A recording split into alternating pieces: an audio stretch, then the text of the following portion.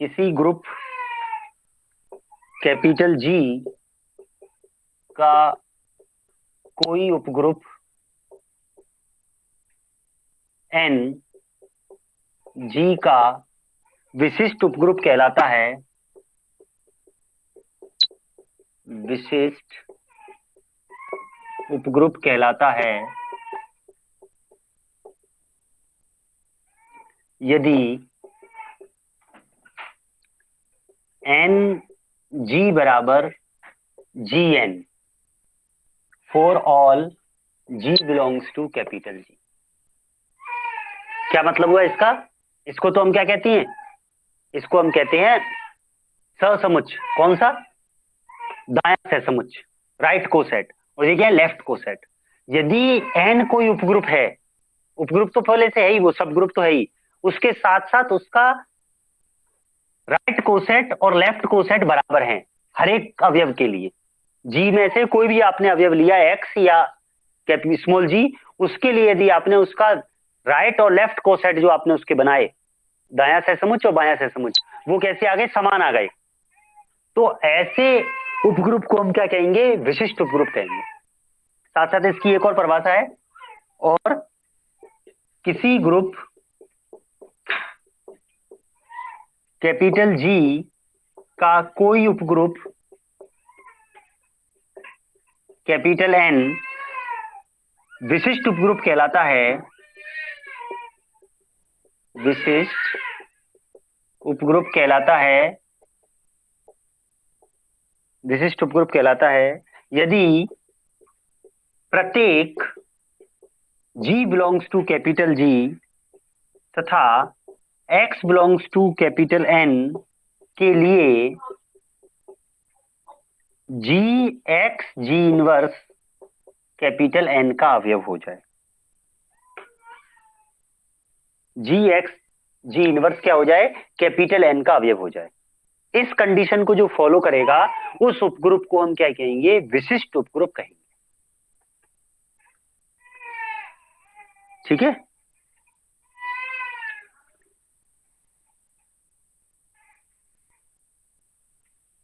अब देखिए, यदि हम किसी ग्रुप की बात करें तो किसी ग्रुप के लिए एक तो तत्समक अवयव ओनली, ये हमेशा उपग्रुप होता ही होता है, और एक जी स्वयं, ये भी हमेशा उपग्रुप होता ही होता है। हर एक ग्रुप अपने आप का खुद का उपग्रुप भी होता है। तो ये दोनों उपग्रुप तो हैं ही, ये विशिष्ट उपग्रुप हमेशा होते हैं, इसलिए हम इनको कहते हैं विषम विशिष्ट उपग्रुप। ये तो होंगे ही होंगे विशिष्ट उपग्रुप। इसके अलावा यदि कोई विशिष्ट उपग्रुप है ना, तो उसी को हम उचित विशिष्ट उपग्रुप कहते हैं। ऐसे इनको उपग्रुप भी नहीं कहते, ये तो उपग्रुप होने ही होने हैं, तो इनको हम नॉर्मल कहते हैं कि ये तो विषम है। उचित उपग्रुप का क्या मतलब है? इन दोनों के अलावा कोई और उपग्रुप हो, उसी को उचित उपग्रुप कहा जाता है। ठीक है ना? तो इनके अलावा यदि किसी ग्रुप का कोई विशिष्ट उपग्रुप है तो वो कहलाएगा उसका उचित विशिष्ट उपग्रुप। और यदि किसी उपग्रुप का कोई भी विशिष्ट उपग्रुप नहीं है, यानी कि इन दोनों के अलावा, ये तो हमेशा ही होंगे, इन दोनों के अलावा कोई और विशिष्ट उपग्रुप नहीं है, तो फिर हम उसे क्या कहते हैं? उसे हम कहते हैं सरल ग्रुप। जिसका कोई भी विशिष्ट उपग्रुप नहीं होता है, उचित विशिष्ट उपग्रुप नहीं होता है, उसी को कहते हैं सरल उपग्रुप, सरल ग्रुप। सर एक बार ठीक इसको है? दोबारा समझाना। क्या चीज? विशिष्ट के अंदर मतलब N G equal to N वाला इसे। ये जो है ना, राइट कोसेट और लेफ्ट कोसेट, भाई अच्छा राइट और अच्छा। लेफ्ट कोसेट बराबर आ जाए, उस कंडीशन को हम विशिष्ट भाई, उपग्रुप की कंडीशन तो इसमें लगेंगी ही लगेंगी। उपग्रुप के बाद हमने उस पर एक स्पेशल कंडीशन लगा दी कि ऐसा उपग्रुप जिसके लेफ्ट और राइट कोसेट क्या हो? समान हो। ठीक है ना? और इसी कंडीशन से ये कंडीशन निकल के आई है, यदि एक्स कैपिटल एन का अवयव है तो ये जो होगा ना एक्स जी, वो तो किसका अवयव हो जाएगा? राइट कोसेट का। और जी एक्स जो होगा वो किसका अवयव हो जाएगा? लेफ्ट कोसेट का। और ये दोनों बराबर हैं, इसका मतलब एक्स जी बराबर क्या होगा? जी एक्स होगा। और यदि आप जी इनवर्स से आप इसको ऑपरेट कर दें, सॉरी, ये जी एक्स होगा। यदि हम इसको जी इनवर्स से ऑपरेट कर दें तो जी जी इनवर्स, और यहां पे जी एक्स जी इनवर्स, तो ये क्या बन जाएगा? आइडेंटिटी बन जाएगा तो केवल एक्स बचेगा। इसका मतलब एक्स इक्वल टू क्या आ गया, जी एक्स जी इनवर्स आ गया। और एक्स किसका अवयव है, एन का, तो जी एक्स जी इनवर्स भी किसका अवयव हो जाएगा, एन का अवयव हो जाएगा। यही तो सेकंड कंडीशन है। तो फर्स्ट, वो दोनों का मतलब एक ही है, बस लिखने का तरीका अलग अलग है, अर्थ दोनों का सेम है, दोनों का जो अर्थ है वो समान है। इसका मतलब ये है कि लेफ्ट और राइट कोसेट समान होंगे, इस बात का मतलब। और लेफ्ट और राइट कोसेट बराबर होने का मतलब है ये, मतलब दोनों एक ही बात है, बस उसको लिखने का तरीका बदल दिया है। ठीक है ना। अब तो ऐसा उपग्रुप जो कि इस स्पेशल कंडीशन को रखता है उसे हम विशिष्ट उपग्रुप कह देते हैं। सब उपग्रुपों में ये बात नहीं होगी, इसमें अलग से होगी, तो इसका नाम विशिष्ट उपग्रुप रख दिया। फिर हम बात करेंगे सरल ग्रुप। सरल group, simple group. Simple group, इसका क्या मतलब हुआ, इसका मतलब होता है यदि किसी ग्रुप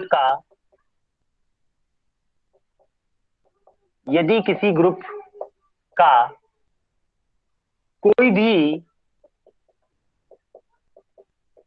उचित विशिष्ट उपग्रुप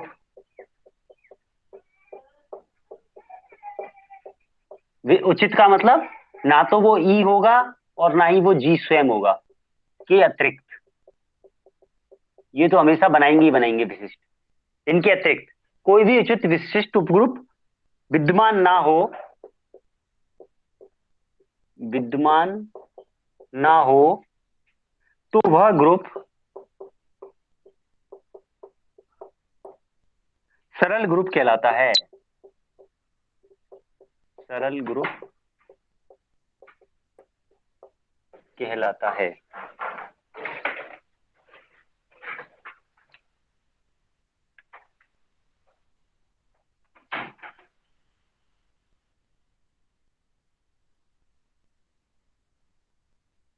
ठीक है।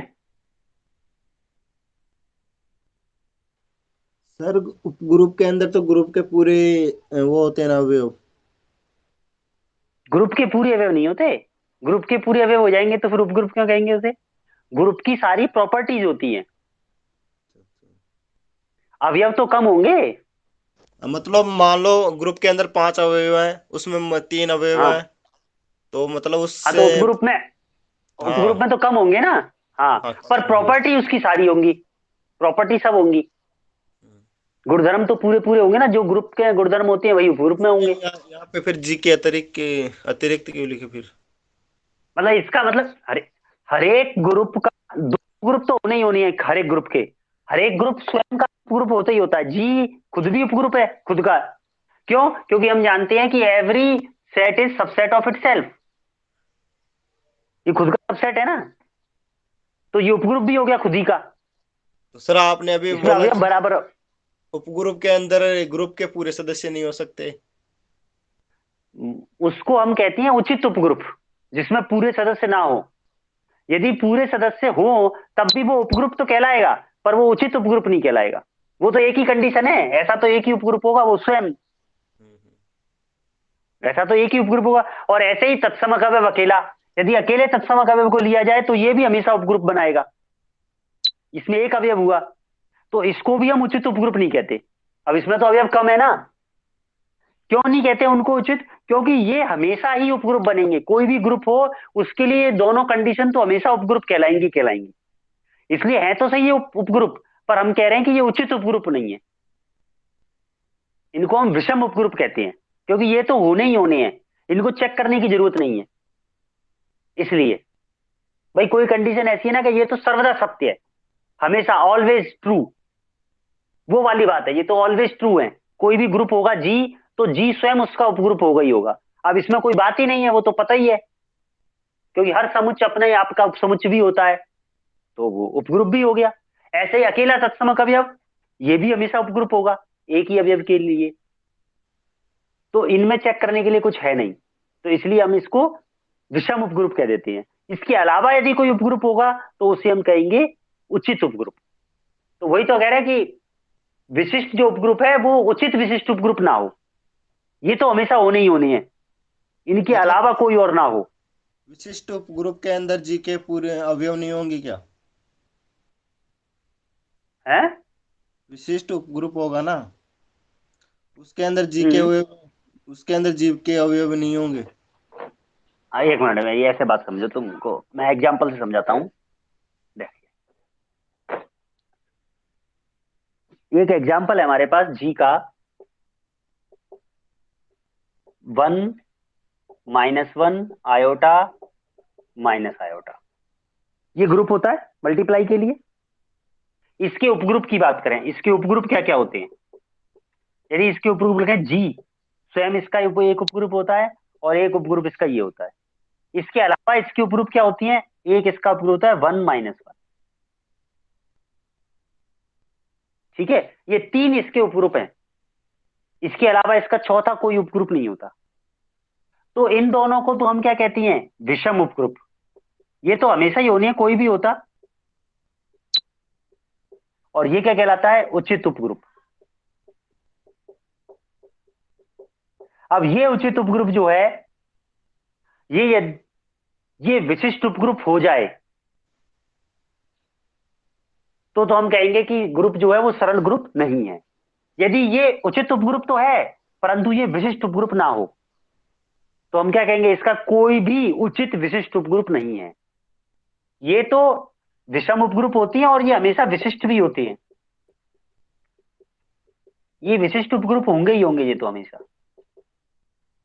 इनके अलावा जो उपग्रुप है वो यदि विशिष्ट है तो सरल उपग्रुप नहीं होगा। और इनके अलावा जो उपग्रुप है, यदि वो विशिष्ट नहीं है, तो हमने लिखा है कोई भी उचित विशिष्ट उपग्रुप विद्यमान ना हो। उस तरह के ग्रुप को हम क्या कहेंगे? सरल ग्रुप कहेंगे।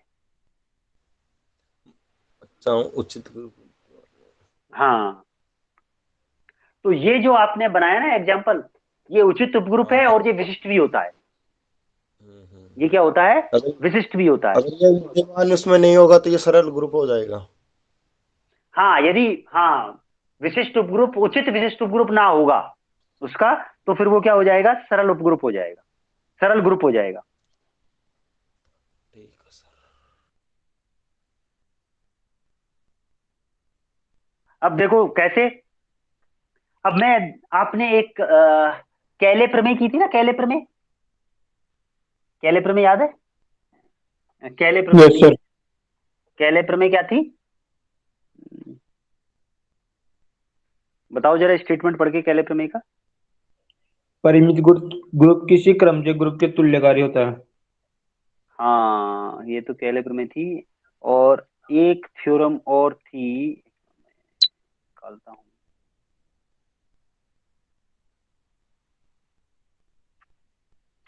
उपग्रुप में पढ़ी थी हमने एक थ्योरम,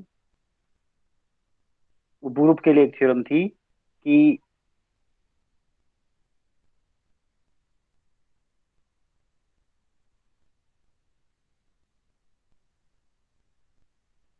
लैग्रेंज प्रमेय।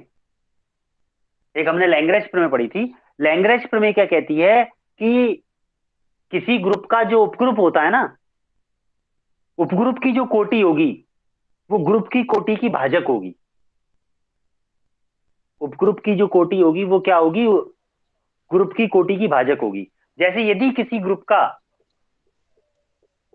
8 है ऑर्डर ऑफ जी, तो जो इसके उपग्रुप होंगे, उपग्रुप की कोटि क्या क्या हो सकती है? उपग्रुप जो बनेंगे ना इसके, उपग्रुप की कोटि की यदि हम बात करें, तो उपग्रुप की कोटि होगी इसकी या तो 1, क्योंकि 1 का 8 में भाग चला जाएगा, या फिर 2, या फिर 4, और या फिर 8। तो 1 का मतलब तो क्या हुआ? केवल तत्समक अवयव। और 8 का मतलब क्या हुआ? जी स्वयं। ठीक है ना? यही तो मतलब हुआ, जिसमें 8 अवयव होंगे, वो 8 अवयव वाला तो जी स्वयं ही हो गया। इसके अलावा इसके 2 उपग्रुप और हो सकते हैं। तो ये इसके क्या है? उचित उपग्रुप हैं ये दो इसके। ये नहीं कहता वो लांगराज प्रमेय की ये होंगे ही होंगे, वो ये बताता है कि कोई ये हो सकता है। अब यदि मैं कहूं कि कोई ग्रुप है, माना किसी ग्रुप की कोटि कितनी है? 7 है। बताइए इसके उपग्रुप की कोटि क्या क्या हो सकती है? 1 और 7। वन बताओ। और सेवन 1 और 7। तो 1 और 7 का मतलब क्या हुआ? इसके उपग्रुप क्या हुए? ई या तो और जी। तत्समक अवयव ई और जी। तो क्या इसका कोई उचित उपग्रुप है? नहीं। नहीं है। इसका कोई भी उचित उपग्रुप नहीं है। अब उचित उपग्रुप ही नहीं है तो उचित विशिष्ट सरल उपग्रुप ग्रुप कहां से होगा? यस। भाई जिसका उचित उपग्रुप ही नहीं है उसका उचित विशिष्ट तो आएगा ही कहां से? विशिष्ट तो बाद में बनेगा ना, पहले उपग्रुप होगा तभी तो विशिष्ट बनेगा। तो इसका मतलब ये कैसा होगा? सरल ग्रुप होगा।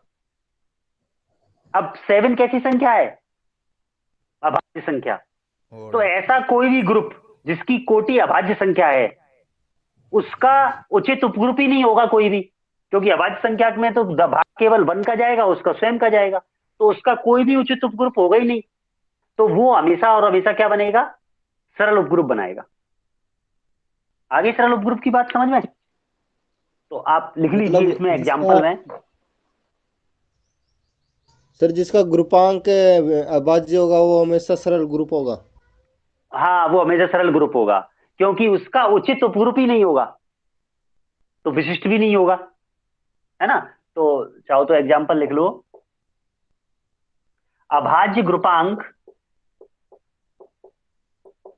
अभाज्य ग्रुपांक का प्रत्येक ग्रुप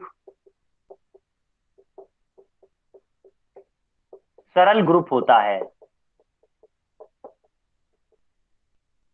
अभाज्य ग्रुपांक का प्रत्येक ग्रुप सरल ग्रुप होता है क्योंकि ऐसे ग्रुप का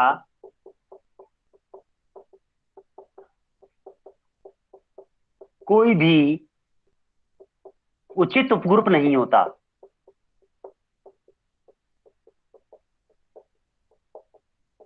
उचित उपग्रुप नहीं होगा तो विशिष्ट को चेक करने की बात ही नहीं आएगी। उचित उपग्रुप होगा तभी तो चेक करना पड़ेगा विशिष्ट है कि नहीं है, तो वो सरल ग्रुप हो जाएगा।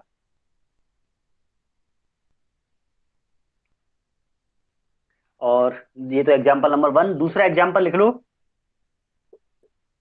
ग्रुप जी 1 - 1 आयोटा माइनस आयोटा, ये किसके लिए? गुणा के लिए का उचित उपग्रुप, उचित उपग्रुप कैपिटल एच 1 - 1 मल्टीप्लाई के लिए।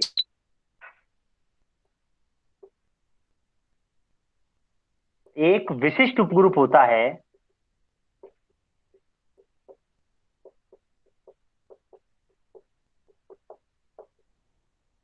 अतः जी सरल ग्रुप नहीं है। अतः जी सरल ग्रुप नहीं है। अब ये विशिष्ट कैसे हो गया ये आगे हम देखेंगे। कंडीशन की बात करें तो कंडीशन इसलिए सत्य होगी क्योंकि ये क्रम विनिमय ग्रुप है। तो जब आप जी एक्स जी इनवर्स निकालेंगे तो क्रम विनिमय के कारण जी और जी इनवर्स साथ साथ आ जाएंगे, कट जाएगा, वो एक्स बचेगा केवल। ये क्या है? जी क्रम विनिमय ग्रुप है। जो भी क्रम विनिमय ग्रुप होता है उसका उचित विशिष्ट उपग्रुप, उचित ग्रुप जो होगा ना, उचित उपग्रुप, वो विशिष्ट उपग्रुप भी होगा क्रम विनिमय के केस में। तो ये क्रम विनिमय ग्रुप है इसलिए ये इसका विशिष्ट उपग्रुप बन गया और ये सरल ग्रुप नहीं होगा।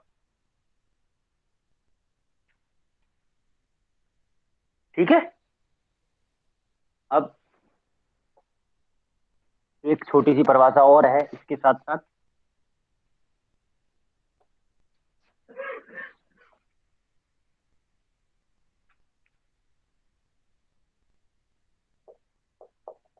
क्रम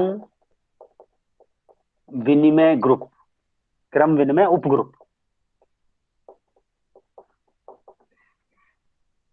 विनिमयक का और है क्रम विनिमयक उपग्रुप।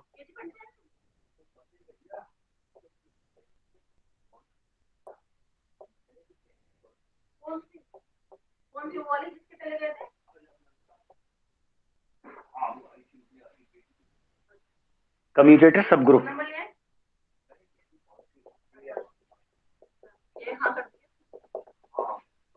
किसी ग्रुप कैपिटल जी का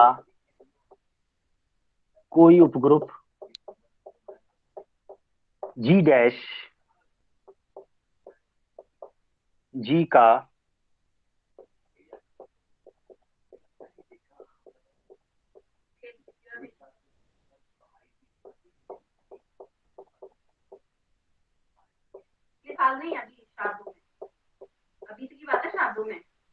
कहलाता है यदि उसके सदस्य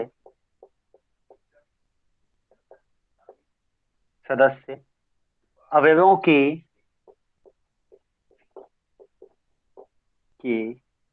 परिमित गुणन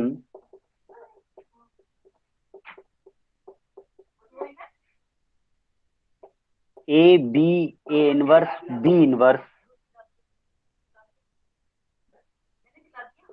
ए belongs to G B belongs to G के रूप के हों।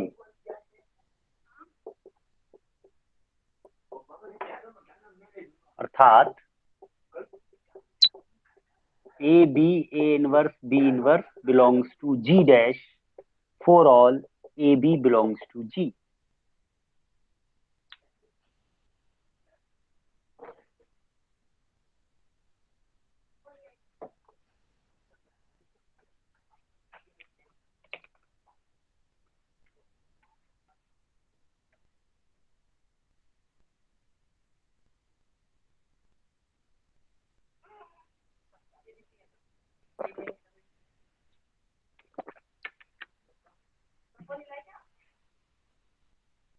देखो समझ लो, लिख लिया सबने? हाँ सर। देखो, जी का कोई उपग्रुप जी डैश है, उस उपग्रुप में अवयव किस तरह के हैं? उस उपग्रुप में अवयव हैं A B A inverse B inverse. A और बी कोई भी अवयव है जी का, और उसके A B A inverse B inverse इस तरह के अवयव ही हो जी डैश में केवल, यानी कि इनको सॉल्व करने पर जो वैल्यू आए वही वाले अवयव जी डैश में हो, तो ऐसे उपग्रुप को हम कहते हैं क्रम विनिमयक उपग्रुप, कम्यूटेटर सब ग्रुप। ठीक है ना? तो ये अपने है नहीं सिलेबस में ज्यादा, बस आपको डेफिनेशन पता होनी चाहिए। इसको एमएससी में पढ़ते हैं, पर मैंने कहा चलो डेफिनेशन बता देते हैं, है ना? अब देखिए, विशिष्ट उपग्रुप पर आधारित थ्योरम है हमारे सिलेबस में, तो वो अपन एक थ्योरम करते हैं। थ्योरम नंबर 1 सिद्ध कीजिए कि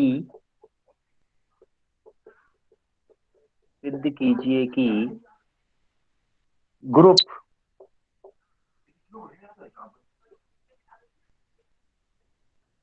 जी डॉट ऑपरेशन का उपग्रुप एन विशिष्ट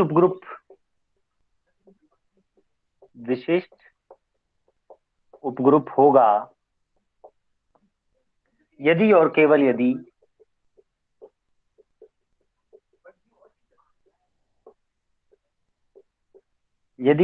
यदि प्रत्येक n belongs to capital N और प्रत्येक x belongs to G के लिए x inverse n x dot, operation dot है, बिलोंग्स टू n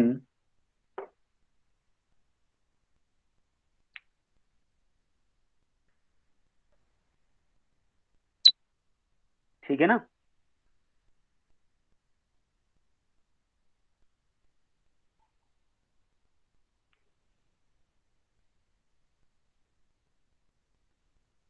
विशिष्ट उपग्रुप की थ्योरम्स है ये, पहली इंपॉर्टेंट भी है।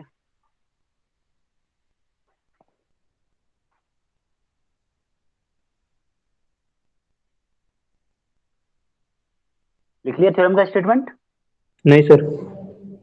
लिखो लिखो।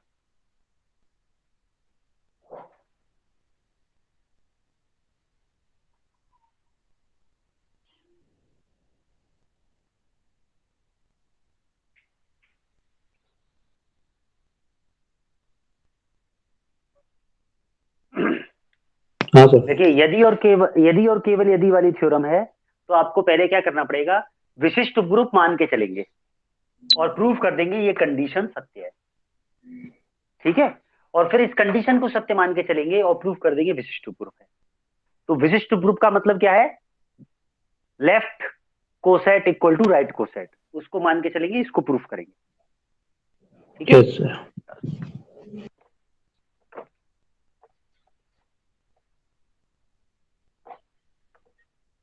देखिए प्रूफ।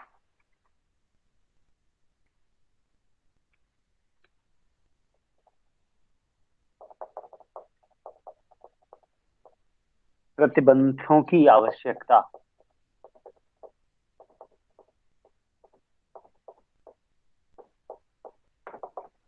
क्या कहता है, माना कि एन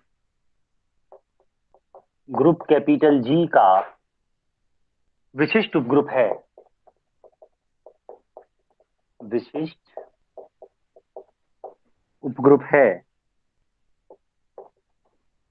तथा n belongs to capital N और x बिलोंग्स टू G, तब क्या परिभाषा है हमारी कि जो n का दायां सहसमुच्च और बायां सहसमुच्च होगा वो बराबर होंगे। तो N X equal to X N आएगा। ऑपरेशन हमने डॉट लिया है, जिससे उसको डॉट को अलग से दिखाओ मत दिखाओ कोई दिक्कत नहीं है। अब यदि हम इसकी बात करें एन एक्स में कैसे अवयव होंगे, एन के अवयवों को एक्स से ऑपरेट किया जाएगा। तो इसका मतलब हुआ जो एन एक्स होगा वो किसका अवयव होगा, दाएं अवकलज का, है ना। और ये किसके बराबर है, एक्स एन के बराबर है। ठीक है, तो ये जो एन एक्स होगा वो एक्स एन में भी होगा, यही बात हुई। तो एन एक्स जो होगा वो किसी एक्स एन वन, किसी N one belongs to capital N, ये जो दाएं सहसमुच्च में जो वैल्यू आएंगी वो बाएं सहसमुच्च की किसी ना किसी और वैल्यू, या तो सेम या किसी अन्य वैल्यू के बराबर होंगी।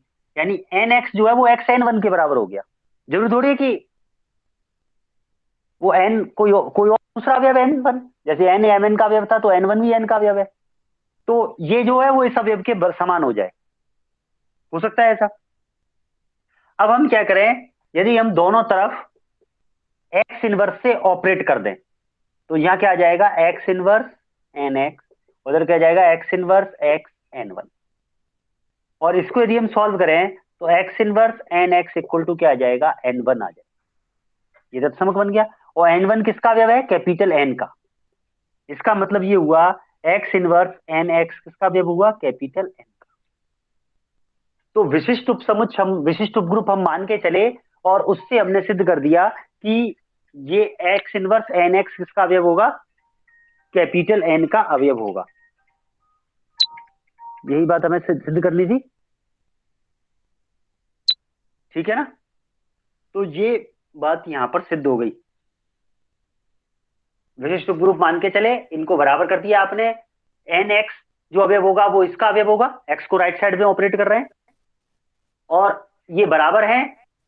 तो ये वाला जो अवयव है राइट साइड में ऑपरेट करने वाला, वो कैपिटल एन के किसी अवयव को एक्स को लेफ्ट से ऑपरेट करने के बराबर आएगा, क्योंकि ये दोनों को आप क्या मान के चल रहे हो, बराबर मान के चल रहे हो।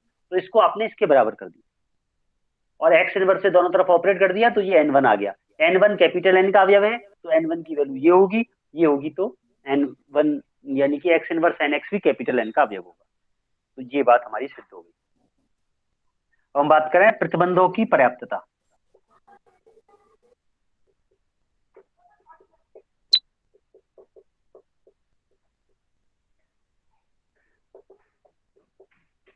माना कि capital N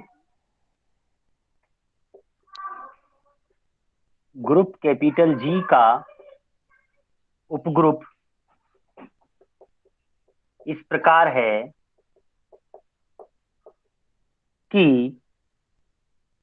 x inverse N X belongs to capital N for all n belongs to capital N और x belongs to capital G। इस कंडीशन को फॉलो करता है। तो आपको सिद्ध करना है कि n क्या होगा, n एक विशिष्ट उपग्रुप होगा, ये बात सिद्ध करनी है। विशिष्ट उपग्रुप का मतलब राइट कोसेट और लेफ्ट कोसेट क्या होंगे, बराबर होंगे। अब दो समुच्चयों को बराबर कैसे सिद्ध किया जा सकता है? यदि आपको सिद्ध करना है A equal to B, set A equal to set B, उसके लिए क्या कंडीशन होती है बताओ? हमको सिद्ध करना है ए इक्वल टू बी समुच्चय के लिए, तो हम सिद्ध करेंगे ए सबसेट होगा बी का और बी सबसेट होगा ए का। तो ये बात सिद्ध हो जाएगी। तो हमें सिद्ध करना है कि इसका कोई भी दायां सहसमुच्चय है वो बाएं सहसमुच्चय के बराबर है। तो पहले आप सिद्ध करेंगे जो एन ए है वो ए एन का सबसेट होगा, बाद में ए एन जो होगा वो सबसेट हो जाएगा एन ए का। ये दो चीजें सिद्ध करनी है, हो गया काम। ठीक है, तो अब यदि ए बिलोंग्स टू जी ले लिया आपने कोई अवयव, तो for all N belongs to capital N, N का कोई भी विलय के लिए क्या होगा, कंडीशन क्या कहती है, ए इनवर्स एन ए किसका अवयव होगा, कैपिटल एन का अवयव। ये बात होगी, कंडीशन यही कहती है। अब इस कंडीशन को ध्यान में रख करके यदि हम चलें तो देखिए, यदि मैं दोनों तरफ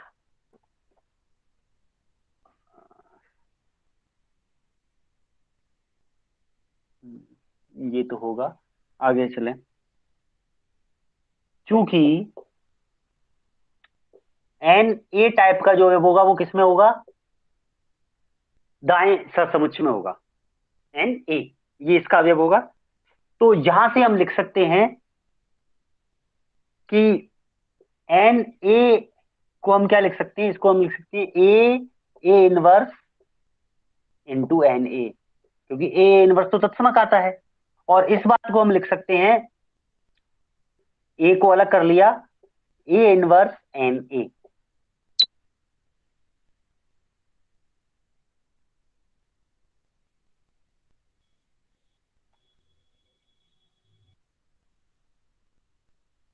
और ये आपका ए इनवर्स एन ए किसका अवयव होगा, कैपिटल एन का।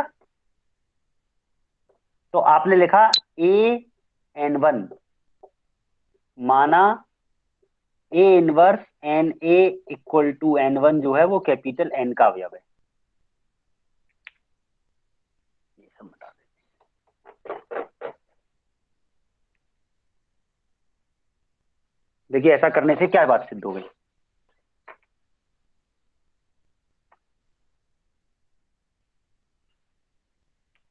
इससे ये सिद्ध हो गया जो एन ए टाइप का अवयव है वो एन वन के बराबर है। इसका मतलब एन ए टाइप के जिनको अवयवों को हम कैपिटल एन ए में मान के चल रहे थे वो ए एन में भी होंगे। ये तो बात आई।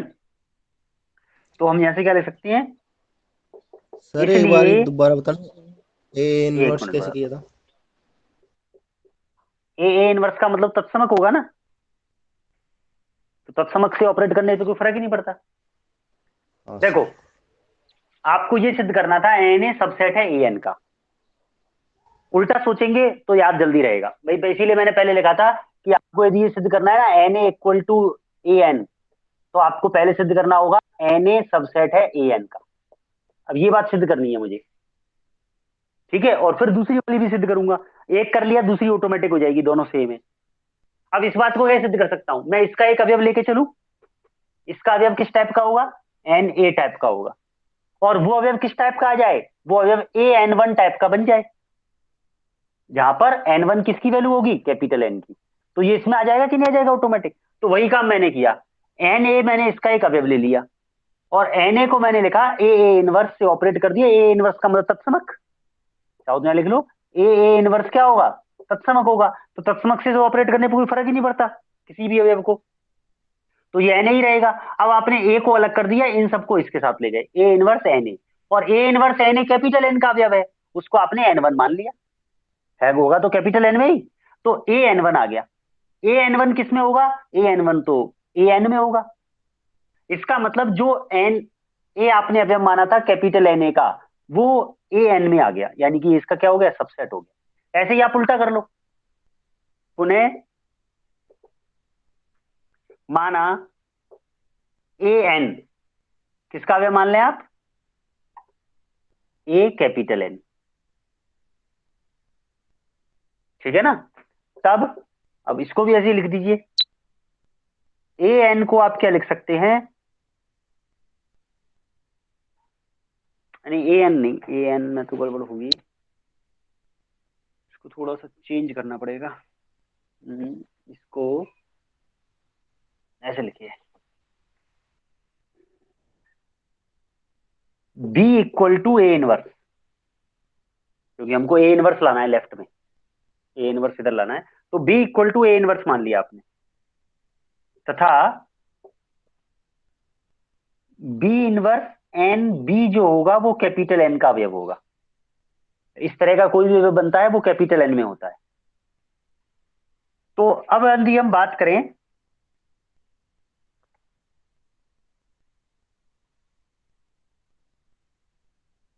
बी इनवर्स एन बी जो होगा उसे क्या लिखा जाएगा, बी, बी की वैल्यू ए इनवर्स है तो ये हो जाएगा ए इनवर्स का इनवर्स एन, और बी की जगह लिख दिया आपने ए इनवर्स, तो ये क्या बन जाएगा, ये बन जाएगा ए एन ए इनवर्स।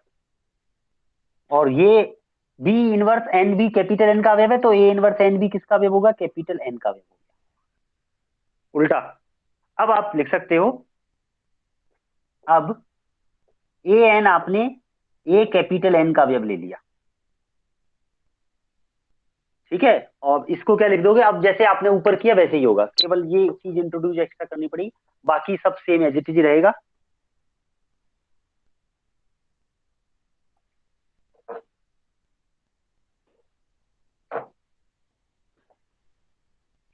तो अब हम लिख देंगे A N equal to, A N equal to क्या कर देंगे हम, ए एन ए इनवर्स ए, क्योंकि ए इनवर्स ए तो क्या आ जाएगा, तत्समक अवयव आ जाएगा, और इसको लिखेंगे ए एन ए इनवर्स ए, और ए एन ए इनवर्स जो है वो कैपिटल एन का अवयव है, तो इसको एन वन ए लिख देंगे, माना A N A inverse equal to N one capital N का अवयव। तो इसका अर्थ ये हुआ जो ए एन टाइप के अवयव थे वो सारे के सारे एन वन ए प्रकार के हैं, तो इसलिए क्या कंडीशन आ गई, इसलिए कंडीशन आ गई जो ए एन है वो भी सबसेट है किसका, एन ए का। क्वेश्चन नंबर 2, तो N A subset A N का, ए एन सबसेट है एन ए का, यानी कि दोनों बराबर हैं। समीकरण 1 व 2 से एन ए बराबर ए एन, दाया सहसमुच्च इक्वल टू बायां सहसमुच्च, ठीक है ना। तो ये आपकी ये रिजल्ट यहाँ पे प्रूफ हो गया कंप्लीट। इस तरह से हम इसको प्रूफ को कंप्लीट कर सकते हैं, ठीक है। Yes sir.